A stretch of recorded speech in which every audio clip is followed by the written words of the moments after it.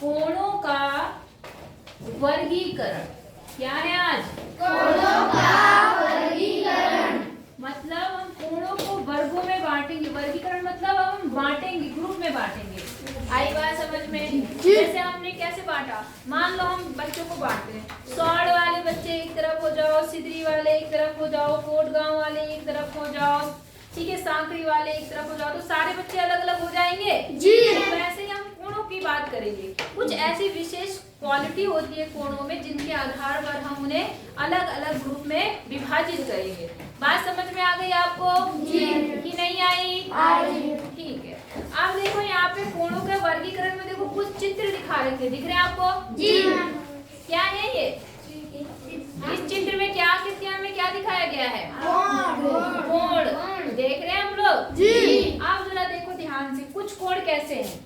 कुछ कोण ऐसे बना रखे इन्होंने, ऐसे ऐसे ऐसे, कुछ ऐसे ऐसे हैं जी। और दूसरे वाले में इन्होंने कुछ इसकी आवाज आ रही, ऐसे ऐसे, कुछ ऐसे वाले हैं जी। हाँ या ना? जी। और कुछ में देखो ऐसे ऐसे, कुछ बड़े और बड़े ऐसे ऐसे वाले हैं हाँ या ना? जी। अब इनके बारे में समझना है हमें कि ऐसे अलग अलग क्यों दिखा रखे। समझ रहे हैं आप इनको? ये कौन है? सारे के सारे क्या हैं? कोण। ऐसे ही मत सोच रहे कि कोई लाइन खींची हुई है। बात समझ में आ गई आपको? जी। कि नहीं आई? ये सारे क्या हैं? कोण। अब इनका वर्गीकरण करके इन्होंने 3 ग्रुप में बदल रखा। एक ग्रुप ये है, एक ग्रुप ये है, एक ग्रुप ये है, ठीक है। इन्होंने बोला कि जैसे नीचे दिखाया गया है कि कोणों को 3 समूहों में वर्गीकृत किया गया, बांटा गया है जी। हाँ या ना? जी। ठीक है। अब बोल रहा है सभी समकोण दूसरे ग्रुप में है। समकोण मतलब कितने अंश का कोण? 90। कितने का? 90। आप देखेंगे कि जो दूसरा वाला ग्रुप है उसमें सारे एल है, बिल्कुल एक्यूरेट एल, एल जैसा बनाया था ना हमने। जी। तो देखो इसमें सारे समकोण है। इसमें क्या है? सारे समकोण। समकोण का मतलब कितने डिग्री? 90। एक पूरे गुणन का कितना भाग होता है ये? 90।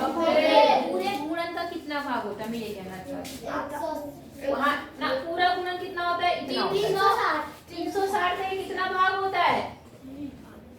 बोलो। 128। कितना भाग होता है? चौथा भाग होता है। कितना भाग होता है पूरे गुणन का? ठीक है। तो इन्होंने यहाँ पर बोला अन्य 2 समूहों में क्या विशेष समानता है। अब जरा मेरी बात ध्यान से सुनो। यहाँ तो इसने बता दिया कि ये समकोण है। यहाँ क्या है? समकोण। इसमें क्या खासियत दिख रही है आपको? ये लाइनें कैसी हैं? इसका घुमाव कम है। इसका घुमाव क्या है? कम। और इसका घुमाव ज्यादा। और अगर तुलना करें तो किससे कम और किससे ज्यादा है? क्या ये इससे, ये इससे क्या है? कम। ये 90 से क्या है? कम। समकोण से क्या है ये? कम। और ये समकोण से ज्यादा। मेरी बात समझ में आ गई? जी। नहीं आई? अच्छा, अब इन्होंने क्या बात बोली, बात समझो। अगर घुमाव समकोण से कम हो जाए, समकोण से क्या हो? कम। तो ऐसे कोणों को हम बोलते हैं न्यून कोण। क्या बोलते हैं? न्यून कोण। न्यून मतलब छोटा, नुकीला कोण। न्यून कोण क्या बोलते हैं? न्यून कोण। ठीक है। और इसको बोलते हैं क्योंकि देखो इससे क्या हो गया? बड़ा, अधिक हो गया। क्या हो गया? अधिक। इसलिए इसको बोलते हैं अधिक कोण। क्या बोलते हैं? अधिक कोण। अधिक कोण। इसको बोलते हैं इंग्लिश में राइट एंगल। क्या बोलते हैं? Right angle. हमारी बात समझ में? इसको बोलते हैं एक्यूट एंगल। क्या बोलते हैं? Acute angle. इसको बोलते हैं ऑब्ट्यूज एंगल। Obtuse angle. समझ में आई बात? Yes, ma'am. समकोण, न्यून कोण और अधिक कोण। न्यून कोण क्या होता है? जिसकी दूरी होती है जो समकोण से छोटा। जिसका घुमाव समकोण से कम होता है। और अधिक कोण क्या होता है? जिसका घुमाव समकोण से ज्यादा होता है। जिसका घुमाव समकोण से ज्यादा होता है। बोलो समझ में आया? Yes, ma'am. कि नहीं आया? आया जी। देखो इन्होंने बता रखा न्यून कोण एक्यूट एंगल, और समकोण को इन्होंने नहीं बताया, लेकिन समकोण को क्या बोलते हैं? क्या बताया मैंने? Right angle. क्या बोलते हैं? Right angle. और अधिक कोण को ऑब्ट्यूज एंगल। क्या बोलते हैं? Obtuse angle. अब मैं कुछ आकृतियां बनाती हूँ, आप बताना कि मेरा न्यून कोण है, समकोण है, अधिक कोण है। बात समझ में आ गई? जी। देखो हमारे पास दो लाइनें हैं, मैंने ये खड़ी कर दी। ये कितना है? 90। 90 मतलब समकोण। ये अधिक कोण। ये न्यून कोण। ये न्यून कोण। ये न्यून कोण। ये न्यून कोण। ये न्यून कोण। न्यून कोण। और ये अधिक कोण।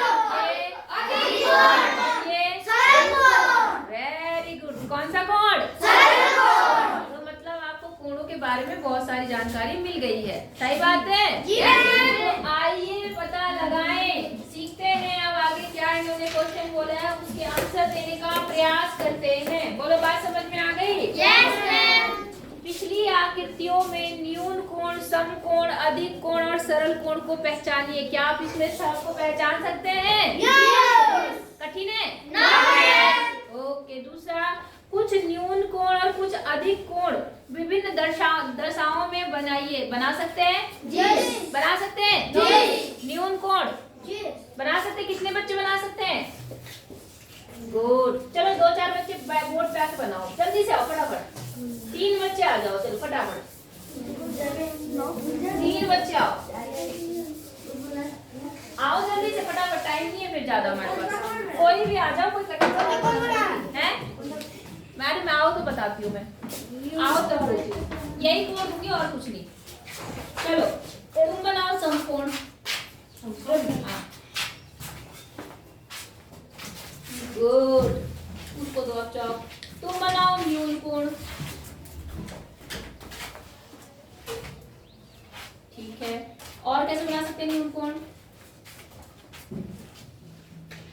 और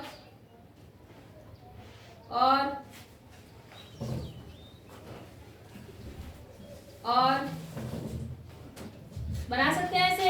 तुम अधिक कोण बनाओ।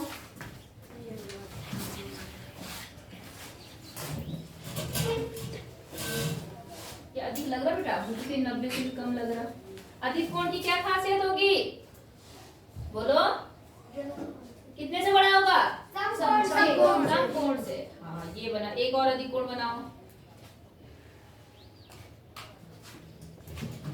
और बनाओ। देखो मैं ये कहना चाहती हूँ, इसने विभिन्न दशाओं में बोला है। कैसा बोला है? मतलब देखने में थोड़े टेढ़े मेढ़े आगे पीछे, मतलब ऐसा नहीं कि एक ही, जैसे इसने देखो ऐसे ऐसे एक ही तरफ को बना दिया, कुछ ऐसे बना दो, कुछ ऐसे बना दो, कुछ ऐसे बना दो। बात समझ में आ गई? जैसे अधिक कोण देखो इन्होंने एक ही तरफ को लिया है, तो कुछ ऐसे बना दो, कुछ क्या करो, कुछ मान लो ऐसे बना दिया आपने, ये वाला अधिक कोण, ये अधिक कोण। नहीं आई बात समझ में? फिर कुछ ऐसे बना दो, मतलब अलग अलग आकृतियां बना देना। बात समझ में आ गई? जी। बना लेंगे? जी। शाबाश। बोलो हो जाएगा? जी। तो 2 क्वेश्चन के उत्तर आपके क्या हो गए? क्लियर हो गए। ठीक है, अब तीसरा आ जाए। क्या आप जानते हैं कि न्यून और अधिक शब्दों का अर्थ होता है? न्यून का अर्थ होता है बेटा नुकीला। क्या होता है? नुकीला। पेना, नुकीला। और अधिक का अर्थ होता है कुंद। क्या होता है? कुंद।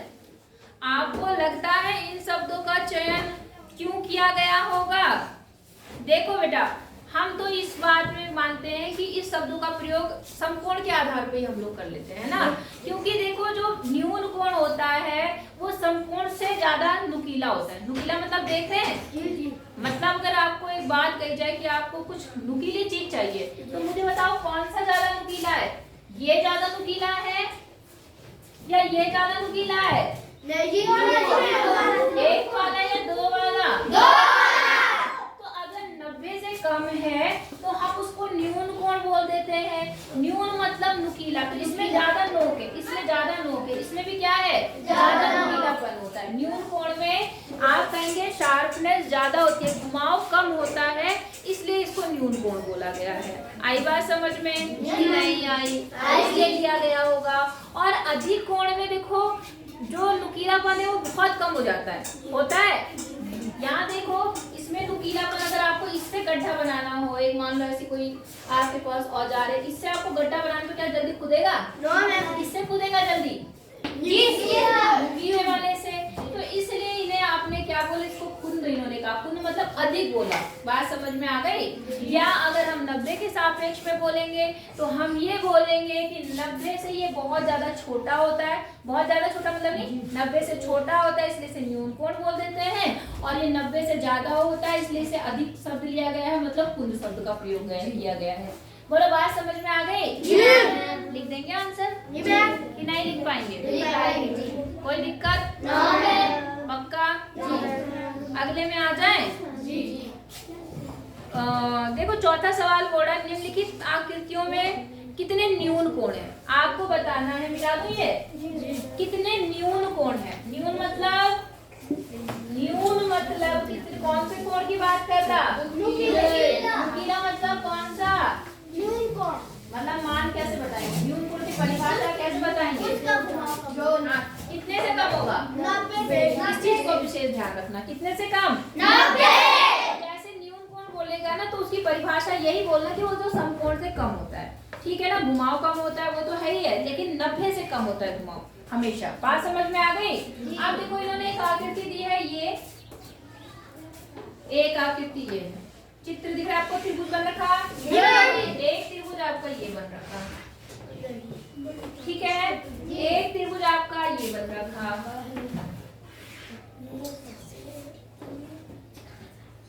ठीक है। और यहाँ पर क्या है? हाँ ठीक है, चित्र दिख रहा है आपको, इसमें कितने न्यून कोण है? इसमें कितने कोण है? 3। क्या सारे के सारे न्यून कोण है?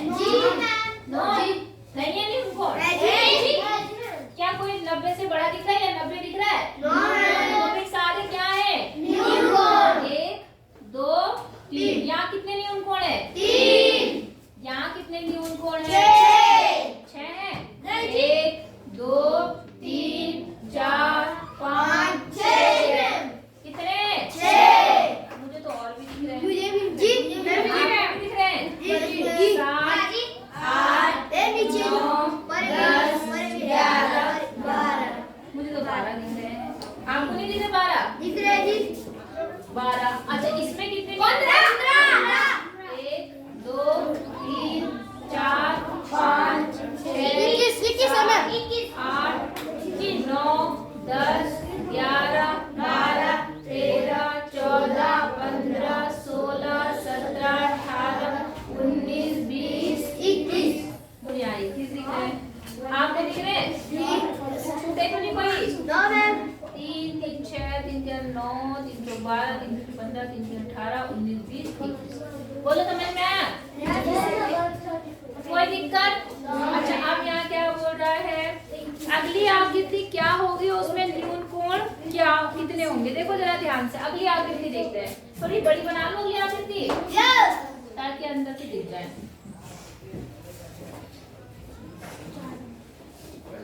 ये हो गया। अभी तक कितना बना था? हाँ या ना? अब इसके अंदर भी बनेगा जी, बनेगा नहीं बनेगा? अब यहाँ कितने न्यून कोण है? देखो 1 2 3 4 5 6 7 8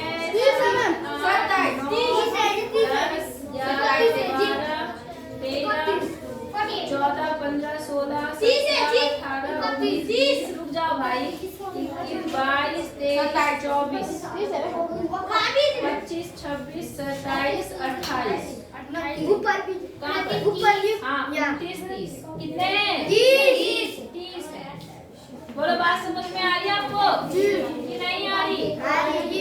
इसमें कोई पैटर्न तो नहीं बन रहा है मेरे हिसाब से, तो कोई पैटर्न नहीं दिख रहा। आपको दिख रहा है कोई पैटर्न? पक्का? अच्छा बताओ, इसमें कोई पैटर्न दिख रहा है आपको? अच्छा ध्यान दो, कोई किसी से कितना बड़ा है, कोई किसी से कितना छोटा है, क्या पता पैटर्न बन जाए। यहाँ कितना है? 3। यहाँ कितना है? 12। इन दोनों का अंतर कितना आया?